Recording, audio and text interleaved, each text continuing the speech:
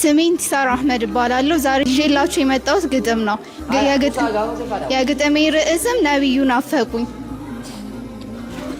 ያ የህይወት ቀመር የኑሩ መመሪያ፣ ያ የምድሪቱ ውበት የዓለሙ ያ የውዶች ተምሳሌት የፍቅር አምሳያ፣ ያ የነጻነት አባት የፍትህ መለኪያ፣ ያ የነጻነት አባት የፍትህ መለኪያ፣ ያ የሰው ልጅ ከርስ ምድር የመጣ ሙሽሪክ ውሾችን አይቀጡ የቀጣ፣ ሆዴም ባር ባር አለው አይኔን እሱን ቃጣ፣ ውስጤ ተላወሰ አንጀቴም ተቆጣ፣ እህ አስባለኝ አካሌ ወረረኝ፣ ያ የዓለሙ ንጉስ የፍጡር ምሳሌ ነብዩ ናፈቁኝ፣ ያ የዓለሙ ንጉስ የፍጡር ምሳሌ ነብዩ ናፈቁኝ። ቢያንስበት ነው እንጂ እህ ማለቴ በናፍቆቱ ነድጄ ከአንጀቴ ማንባቴ፣ ለዛ ምርጡ ሰው ያንሰዋል እንባዬ ከግዑዝ አምልከው ከሰው ልጅ ባርነት፣ ያ የጭቆና ቀመር ለማንሳት ለኔ ሲሉ ተጠምቶ ለኔ ሲሉ ተጎቶ በልቃሜ ድንጋይ ራሱን ተፈንክቶ ሆዱን የቋጠረ በበረሃ ተቀጥቶ ለኔ ሲሉ ፈርስ የተደፋበት ከምላሳቸው ላይ ምራቅ የተተፋበት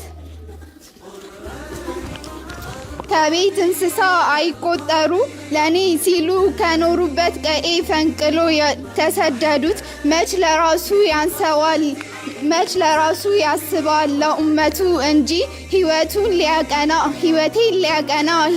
ሊያድሳት ላ የዘላለም ህይወት ደስታ ሊሰጣት ያ የዘላለም ህይወት ደስታ ሊሰጣት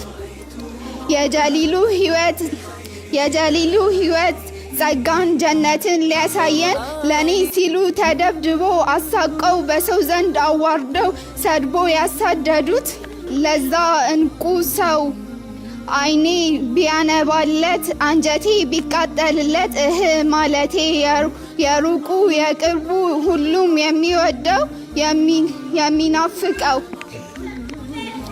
እንቁ ስብዕና ልብን አጥለቀልቀው እኔ ካንተ እንኳን የሰው ልጅ እንስሳት የሚናፍቀው ግመል አቀርቅሮ ብሶቱን ያሰማል እንኳን እንስሳት ጉቱም ያፈቅረዋል። የእዝነት ነቢይ የፍቅር ሰባኪ ውስጡ የሚማርክ ውስጡ የሚያስደስት አልዋሽም ናፍቆኛል የነቢዩን ነገር እንቅልፍም ነስቶኛል። ያ የሁሉም ጓደኛ ጨዋታ አዋቂ ሱብሃንአላህ ጨዋታን አዋቂ የተቀያየሙትን ታግሶ አስታራቂ ጭንቀትን ገፋፊ ያጠፋም መካሪ